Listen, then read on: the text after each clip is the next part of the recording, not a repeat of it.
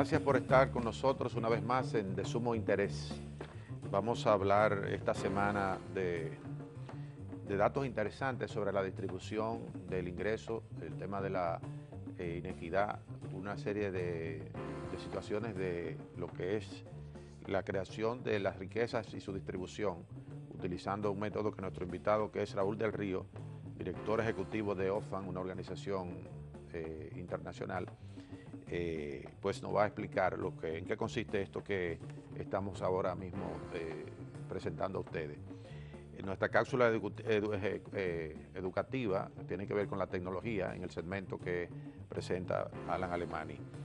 Y vamos a hablar un poco también en la parte final de este tema, la situación que se ha creado a partir del Brexit, esto que ha estado comentando el mundo entero por la decisión en un referéndum de que se salían de la zona euro, se salía Gran Bretaña o el Reino Unido de lo que es este esfuerzo histórico ya de lo que es la Comunidad Europea y el papel que en ese sentido ha cumplido Inglaterra y todo lo que esto ha generado en términos de la economía, de las expectativas, de, de si se disuelve o se fortalece la Comunidad Europea y particularmente el tema de la economía, pero también el tema de la migración, que es uno de los temas que también son polémicos en este momento. Escuchaba uno de los comentarios de los que ha habido en la televisión internacional y amplificación local también,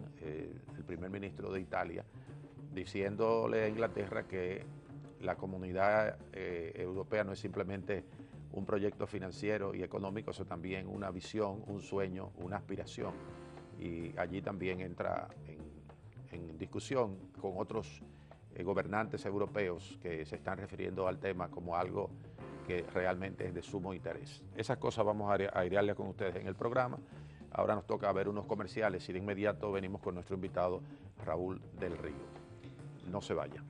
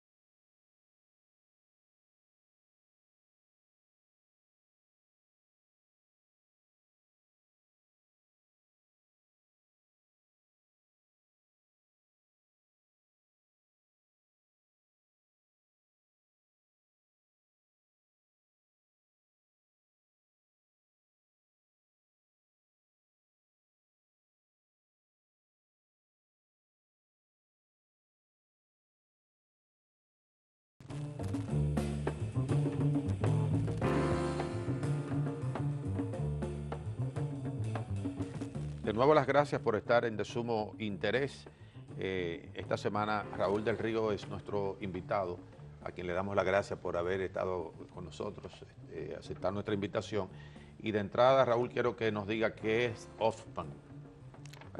Hola, muy buenas tardes y muchas gracias por la invitación. Oxfam es una organización internacional que trabaja en 92 países a nivel global, entre ellos República Dominicana, y tiene el objetivo principal de su trabajo la lucha contra la erradicación de la pobreza y la lucha contra las desigualdades. Ya. ¿Y qué tiempo tienen en República Dominicana?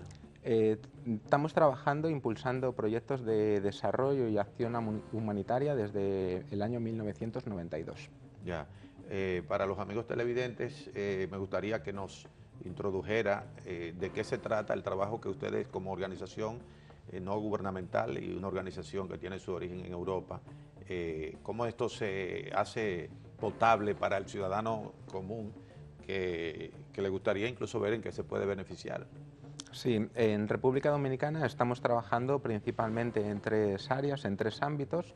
Por un lado, impulsando proyectos de fortalecimiento de la ciudadanía activa en el ejercicio de sus derechos y en el reclamo al Estado como titular de la obligación de cumplimiento de los mismos.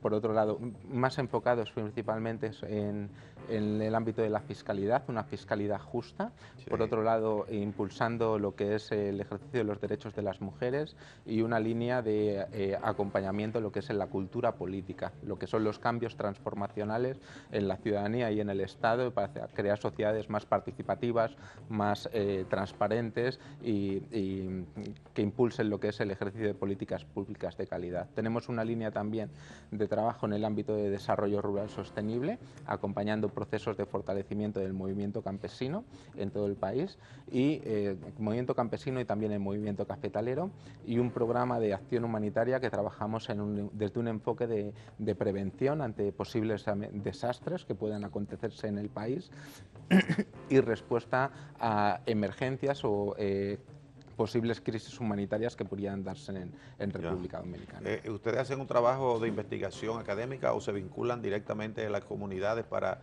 ayudarla a desarrollar algo, no? Tenemos un marco de partenariado en el cual trabajamos de forma conjunta con organizaciones de la sociedad civil dominicana, principalmente organizaciones de reconocido renombre o prestigio del país y con las cuales nos articulamos y desarrollamos los proyectos conforme sus inquietudes y sus iniciativas, y así acompañamos también procesos de investigación y desarrollo de procesos de investigación con instituciones académicas, ¿no? Las principales cuerpos académicos del país tenemos alianzas y desarrollamos iniciativas conjuntas, así como que también apoyamos nuestro marco de conocimiento y de recursos y de investigaciones a nivel global para también ponerlo a disposición de las instituciones dominicanas para desarrollar determinadas iniciativas. Ya. Regularmente las organizaciones no gubernamentales, organizaciones que surgen en la sociedad civil, no siempre tienen, y diría casi que nunca tienen, un trabajo común con lo que son organismos del Estado, por ejemplo. ¿Ese es el caso de Oxfam también? No, para nada. Dentro de ese marco de partenariado trabajamos de la mano con organizaciones de la sociedad civil, pero en un marco de alianzas con el Estado, desde un objetivo de fortalecer las propias capacidades del Estado, así como acompañar en un proceso de cumplimiento de sus propias responsabilidades o obligaciones como tal, ¿no? En este sentido, Oxfam, de forma conjunta con organizaciones de la sociedad civil, impulsan el desarrollo de políticas públicas o desarrollamos algunos procesos de generación de procesos de auditoría social para que de forma conjunta desde el Estado se puedan generar cambios en políticas públicas y que beneficien en este caso a la gran mayoría de la sociedad dominicana. Ya. ¿Cómo evalúan ustedes el impacto del trabajo que han estado desarrollando durante muchos años, ¿no?, en República Dominicana? ¿Desde qué año están aquí? Desde 1992. O sea que tienen un buen tiempo para poder ya tener un balance, una evaluación sobre el impacto que el trabajo que ustedes están desarrollando pues va a tener en la sociedad y en el ámbito específico en el cual se desarrolla su acción. Desarrollamos evaluaciones periódicas de los diferentes programas que impulsamos en el país y entendemos la propia presencia de Oxfam en el país responde a una situación de necesidades y desafíos todavía pendientes, ¿no? Es cierto que se han dado cambios positivos en la sociedad y hay indicadores que así lo corresponden, una mayor inversión en presupuesto educativo, pero entre otras, pero todavía tenemos importantes retos como sociedad en el sentido de lograr una sociedad más justa, más equitativa, que responda en este sentido a las necesidades de todos por igual. Desde Oxfam consideramos que en República Dominicana todavía se dan situaciones de desigualdad muy importantes, desigualdad extrema en muchos casos, ¿no? Así la atesoran también cifras como puedan ser los indicadores de pobreza que transcurridos 10, 15 años siguen siendo muy similares a los indicadores que tenía el país en el año 2000. Todo esto en un contexto en el cual el crecimiento económico que ha tenido el país ha sido sostenido, ha sido de los más elevados que se han dado en la región latinoamericana y tenemos todavía pues, ciertas dudas de a dónde ha ido a parar todo ese crecimiento, siendo consciente o mirando lo que son los indicadores, ¿no?, de población que se mantiene en este sentido en una situación de pobreza o pobreza extrema. Ya, sin duda que hay como un acuerdo, un discurso común en el sentido de lo que está señalando de cuánto ha crecido la economía dominicana, cuánto se ve, por ejemplo, la expansión de la inversión en términos de infraestructura, principalmente en la capital, en Santiago, en San Francisco de Macorís quizás, y en alguna que otra, bueno, y a nivel nacional en lo que son las carreteras troncales que van hacia el norte, el sur, y todo esto. O sea, es evidente que no se puede negar. Sin embargo, siempre existe el contraste de que, no obstante ese crecimiento innegable que se ha tenido, también hay mucha pobreza, hay mucha inequidad, como tú estás señalando. ¿De qué estamos hablando en términos de números, como ustedes trabajan directamente en esto, en cuanto a los que están en la cúpula, en la cúspide de lo que es esa bonanza económica y aquellos que están muy lejos de esta primera parte que se ve como hasta ostentosa en muchos aspectos? Oxfam está desde hace un tiempo relativamente corto de tiempo tratando de denunciar esa situación en la cual entendemos que la sociedad latinoamericana y sobre todo la sociedad de República Dominicana en particular, en la cual se dan una situación de concentración extrema de la riqueza. Atribuible en este sentido a que grupos muy pequeños de población atesoran una gran cantidad de riqueza o de recursos, mientras que otra gran mayoría de la población o un porcentaje significativo de la misma apenas hacen uso o apenas hacen potestad, ¿no?, de la riqueza que tiene el Estado, ¿no? Algunas de las investigaciones que han sido impulsadas por Oxfam recientemente nos mencionaban, nos mostraban que el 10% de la población más rico de la región acumula el 70% de la riqueza y por otro lado el 70% de la población más pobre solo atesora en este caso el 10% de la riqueza. Claro, parece que eso es un tema universal, porque también cuando se habla de la concentración de riquezas a nivel global, más o menos se señala por allí, ¿no?, de que apenas un 10% de la población rica concentra las riquezas globales y el resto que se desenvuelva como pueda. ¿Qué explicación hay de que eso sea así, que además sea tan consistente y tan reiterado el dato, que parece inamovible, ¿no?, de que solamente cuando se han producido acontecimientos sociales muy, a veces hasta dramáticos, en otros órdenes se puede dar una alteración en el sentido positivo de esta situación? Bueno, en primer lugar, a nivel global tenemos que ser conscientes que la región latinoamericana es la más desigual del mundo. Correcto. O sea, más que África. Más que África, más que continente asiático, la región latinoamericana es la más desigual del mundo, al mismo tiempo que nos indica que esa cifra cuantificada, ¿no?, de multimillonarios, personas que tienen más de 30 millones o más en su riqueza. Está contenida aproximadamente por unas 14.500 personas. Para el caso de República Dominicana hemos podido cuantificar a través del informe global de riqueza que se ha elaborado en el año 2014, que 265 personas en República Dominicana acumulan hasta el 65% de los recursos que el Estado invierte en educación. O sea, realmente son cifras inmensas y muy significativas que como Oxfam queremos evidenciar y poner sobre la mesa para que la sociedad tome conciencia o tenga mayor conciencia de la sociedad fragmentada en la cual vivimos, en la cual un grupo muy pequeño de personas acumula una gran cantidad de la riqueza, mientras otros tenemos que ser conscientes de que en su gran mayoría tienen que vivir o convivir sabiendo que esta situación es así. Evidentemente que eso es, como tú señalas, un fenómeno no solo de República Dominicana. Aquí se puede decir que la desigualdad es muy notoria. Cuando, por ejemplo, usted ve que en un momento dado, cuando se dan cifras de la existencia de vehículos, hay en la primera parte una concentración de vehículos de lujo que a veces se comparan con sociedades mucho más desarrolladas que las nuestras, pero luego cuando se baja en los que son los niveles de ingreso, el otro renglón que se vende más es el motor de dos ruedas, ¿no? Entonces hay un contraste porque hay una existencia de muchos vehículos de lujo y de mucho confort y muy costosos, pero luego abajo lo que sigue es una cantidad considerable de vehículos de dos ruedas que a su vez generan otras cosas colaterales como los accidentes, la fractura de las personas, la muerte, en fin, todo esto. Esa situación, obviamente que es porque estructuralmente esas cosas se han consolidado así. Y quiero que después de la pausa, pues veamos si hay datos que ilustren por qué esa situación se da y las potencialidades que eso puede tener de cambiar. Volvemos en breve con nuestro invitado, Raúl del Río, director ejecutivo de Oxfam. No se vaya.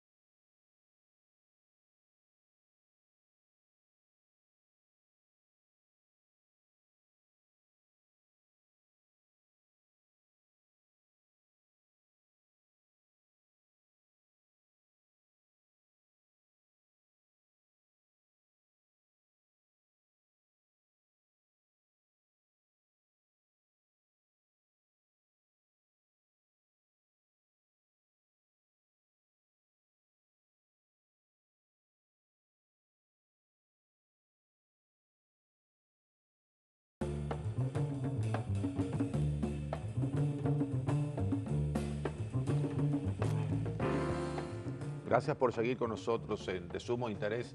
Tenemos hoy a Raúl del Río. Él es director ejecutivo de Oxfam, una organización no gubernamental fundada en Europa después de la Segunda Guerra Mundial y que va en auxilio de las personas que, bueno, necesitan mejorar sus condiciones de vida en base a un trabajo que ellos realizan en donde quiera que están. Cuando nos fuimos a la pausa, estaba tratando de resaltar o recordar a propósito del tema de la desigualdad, una concentración de los ingresos, de los altos consumos en una franja reducida de la población y luego el resto en condiciones muy precarias.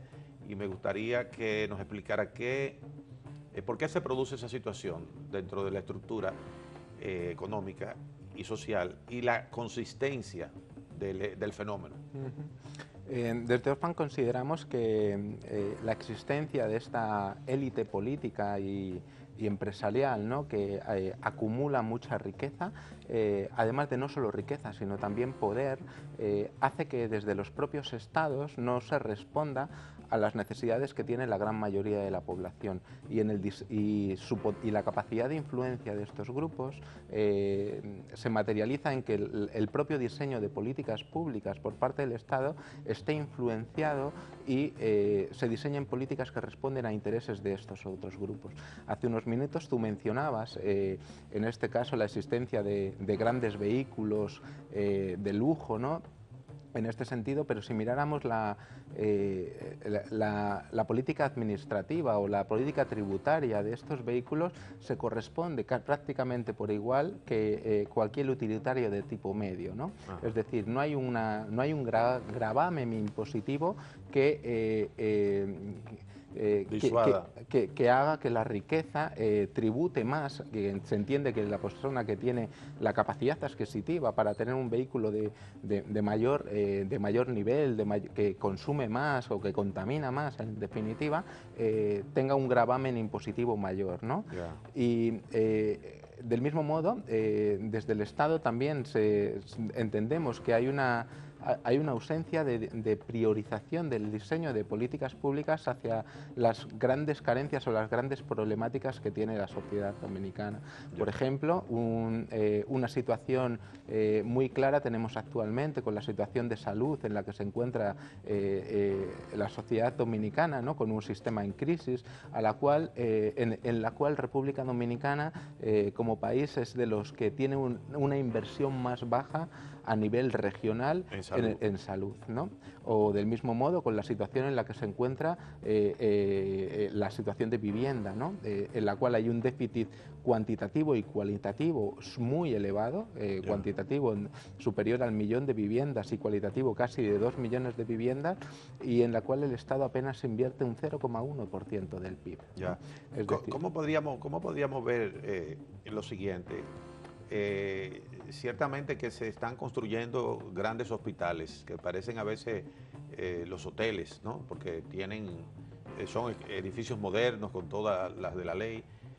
Hay algunos que se construyeron, por ejemplo, un hospital oncológico que luego tenía unos equipos súper costosos, pero no existían los técnicos calificados y todos los protocolos necesarios para darle uso a esto. Como dice, bueno, ¿y por qué compraron todo esto?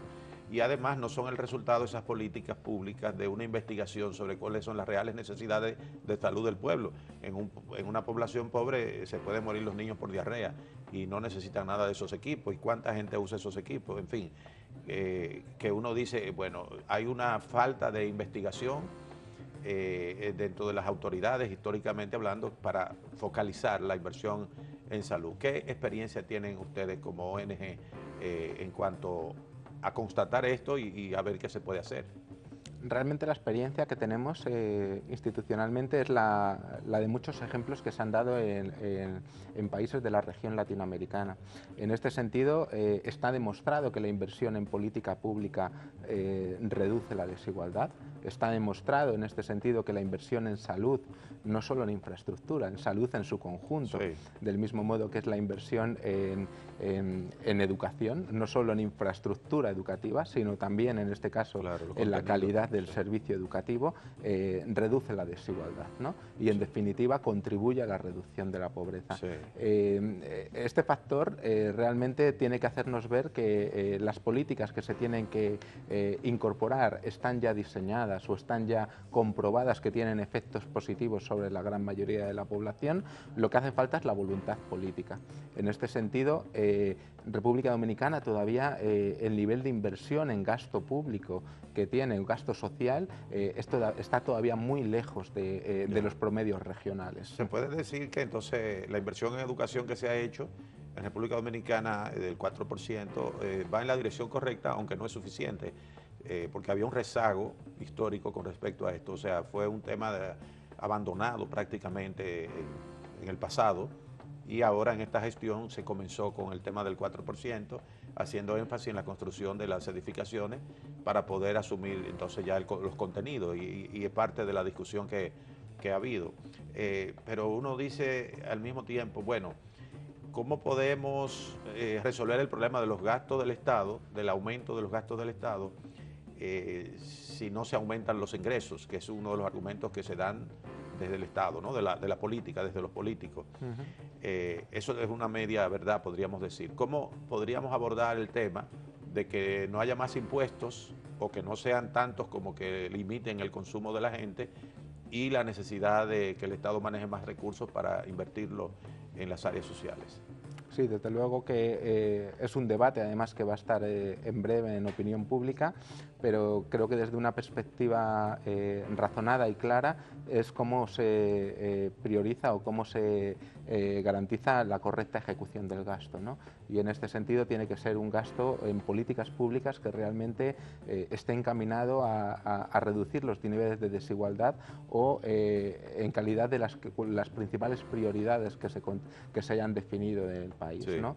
Por ejemplo, creo que en el país existe una situación en términos de los bajos salarios que tiene la población, que tiene que ser atacada con urgencia en este sentido por el gobierno, Estado, sí. porque realmente no es posible mantener los salarios mínimos existentes o los salarios medios, en este caso, que tiene la población, que es un poco hacia donde va orientada la calculadora de la desigualdad que ha desarrollado Oxfam, y que hacia el diseño de políticas públicas que vayan encaminados a mejorar la calidad de vida de la población, el Estado debe priorizar en este sentido sus principales lineamientos más que otras áreas que tal vez no son tan prioritarias o no son tan populistas en este sentido.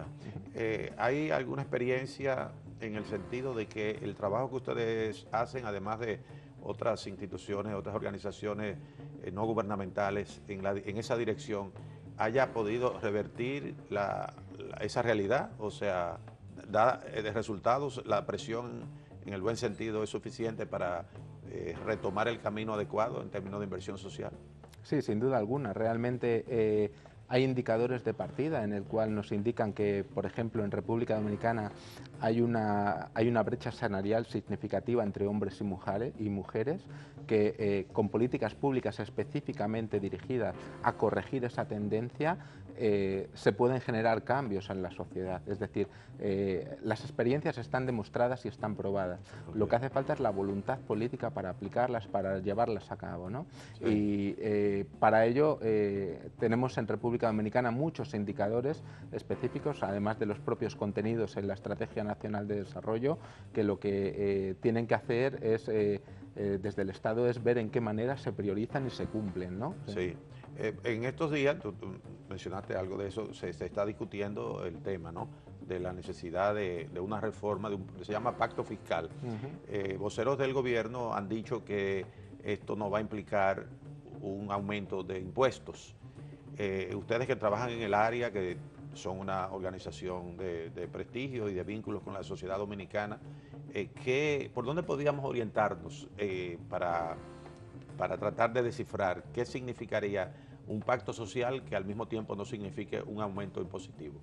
Yo creo que en primer lugar se deben de dar las condiciones para afrontar un proceso de de desarrollo de un pacto fiscal. Es decir, desde el Estado hay mecanismos que tienen que ser impulsados con los diferentes actores que tienen que ser juez y parte de este proceso, que tienen que estar claramente identificados o tienen que estar con voluntades políticas y suficientemente definidas para poder darse este proceso de diálogo. Sí. En este sentido, aspectos tan claros como son las situaciones de corrupción o aspectos tan claros como la falta de transparencia de algunos procesos pueden ser de enorme dificultad para materializar un proceso de diálogo tan amplio y tan complejo como es el proceso de firma de un pacto fiscal, ¿no? Ya.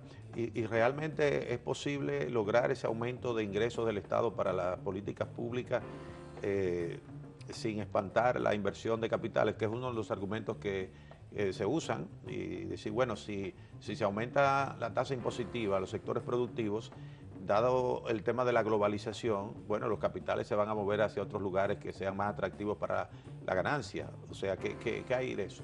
Realmente lo que tenemos que ser conscientes es que algunos de las grandes élites económicas y empresariales que puedan tener asiento en República Dominicana gozan de múltiples privilegios, o algunas sociedades dominicanas no tributan sus impuestos en República Dominicana y lo hacen en paraísos fiscales, como recientemente se ha demostrado en algunas investigaciones periodísticas, ¿no?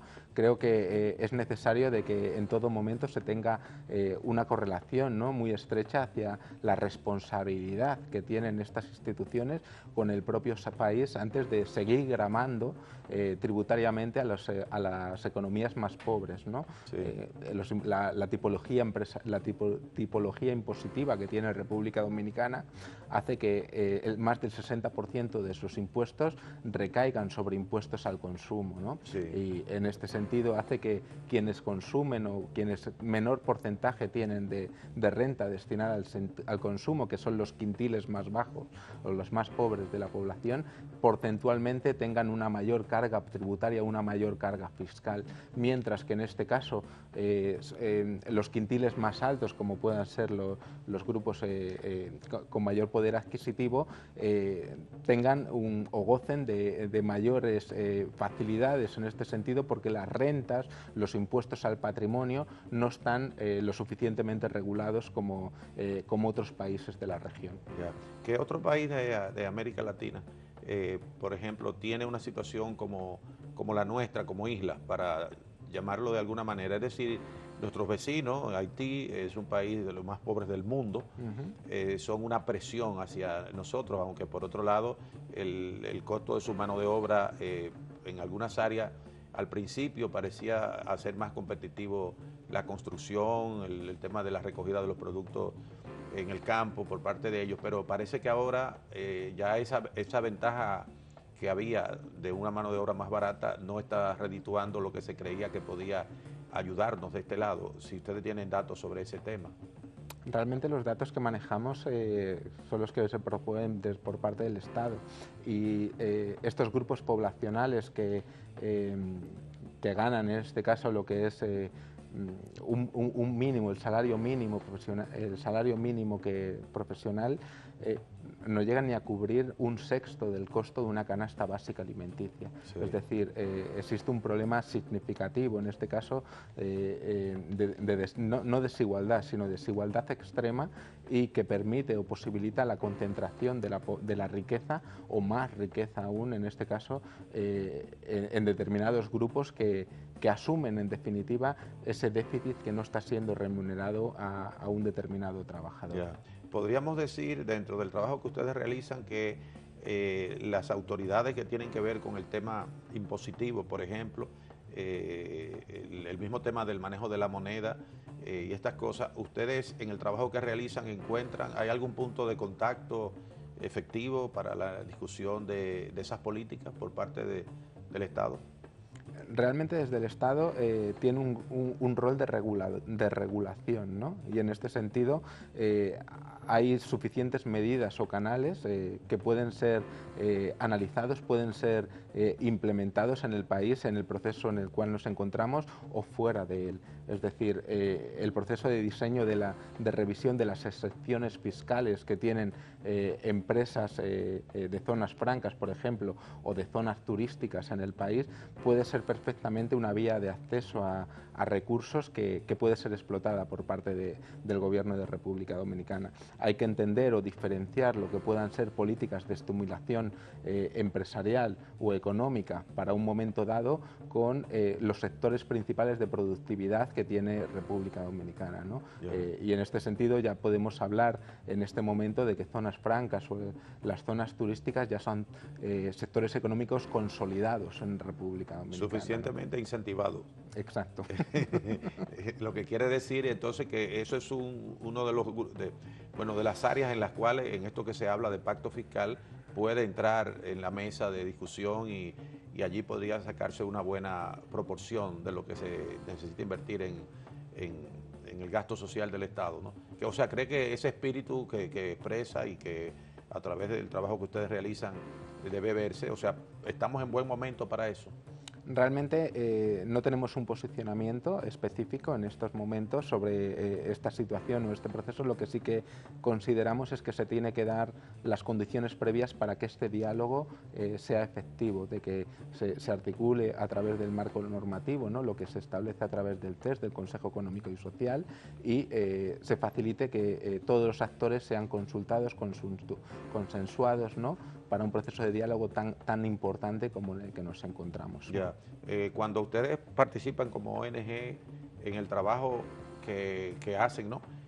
Lo hacen a nivel de organizaciones populares, sociales, nunca tienen contacto con los sectores empresariales y productivos para evaluar estas políticas. Realmente nosotros no tenemos total disponibilidad y apertura para sentarnos tanto con instituciones gubernamentales, sector privado y también organizaciones de la sociedad civil.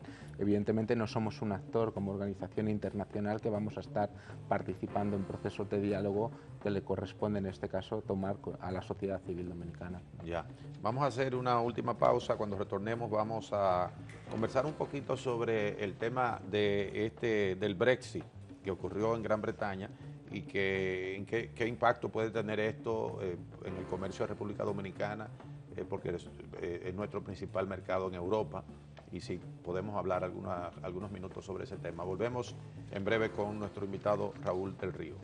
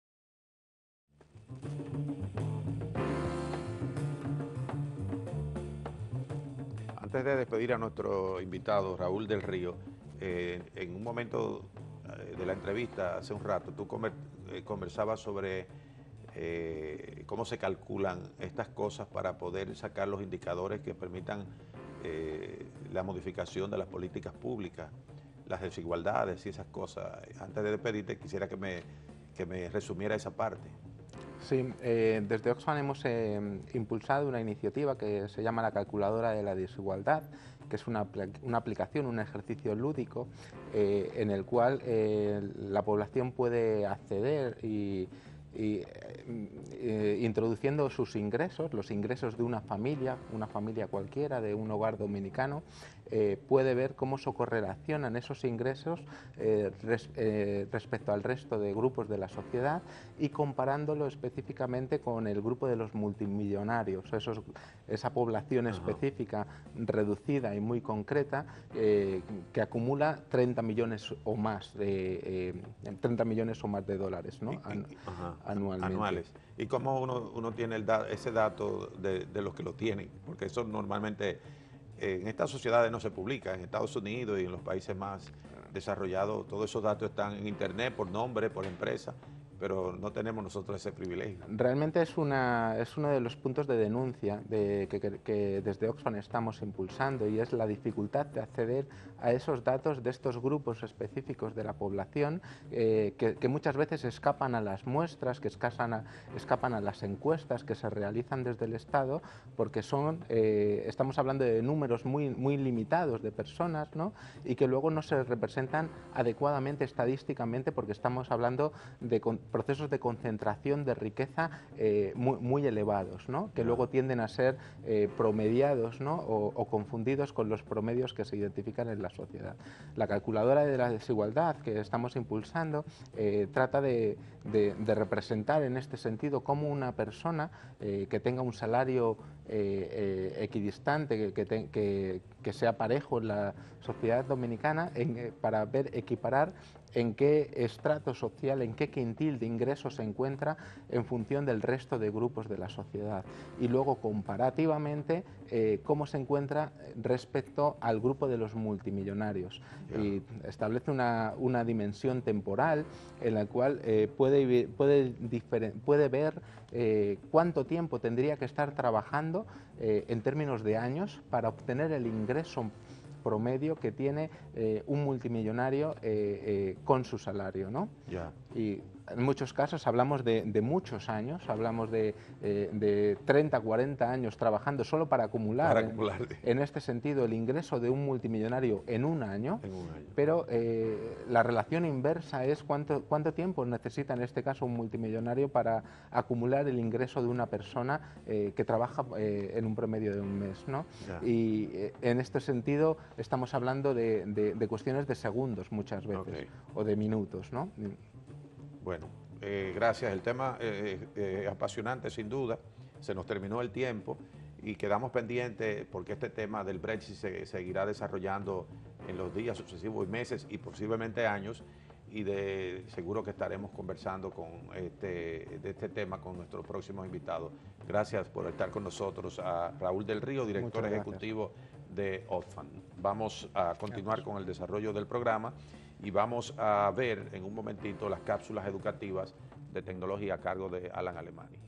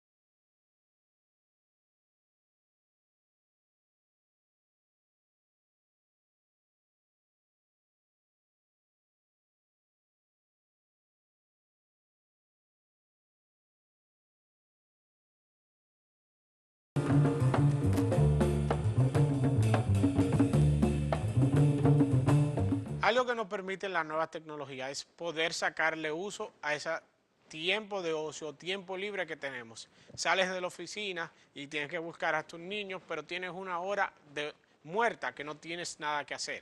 Hoy en día puedes sacarle provecho a esa hora, ya sea con aplicaciones como Uber y Lyft, donde como tienes un vehículo y tienes tiempo, puedes empezar a sacarle provecho a ese tiempo y transportar personas y sacas dinero a un recurso que anteriormente iba a ser un simple gasto, porque o tenías que sentarte en un parqueo o ir a un local para sacar provecho a ese tiempo.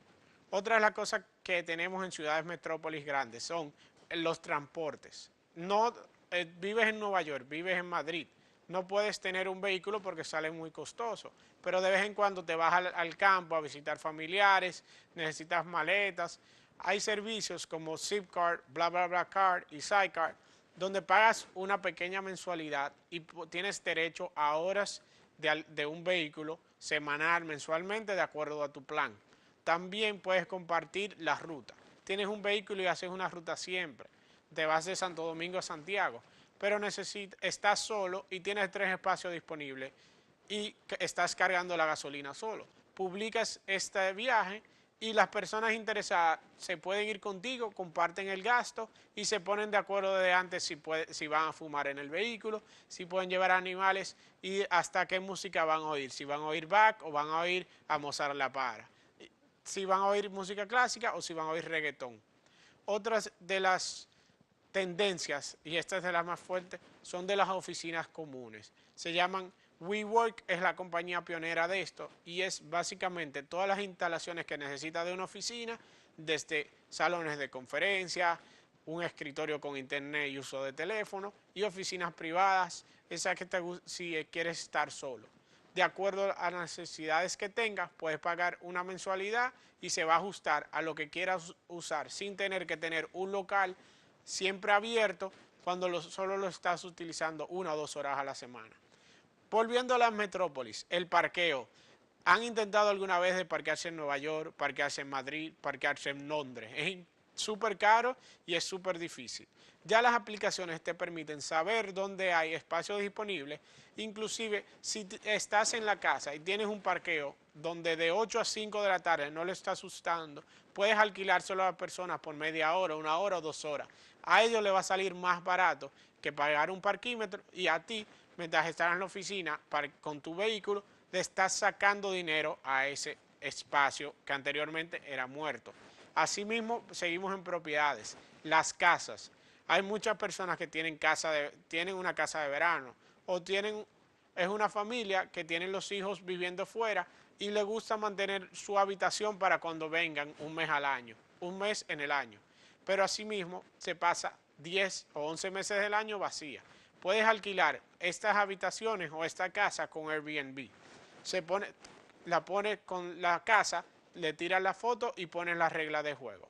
Vienen las personas y te dicen que la quieren alquilar y ya de nuevo estás sacando provecho a un bien que anteriormente lo que era un gasto. Y siempre se ponen de acuerdo, inclusive puedes requerir que tienes que aceptar a la persona a través de un video donde te comunican sus intenciones de usando el hogar. Por último, nos vamos a la parte de la educación. Hay softwares y aplicaciones donde dice, yo estoy teniendo problemas en la universidad en una materia con un profesor. Ya puedes averiguar tutores específicos para esa materia y para ese profesor, donde hayan vivido la misma experiencia que tú o actualmente están en su curso contigo.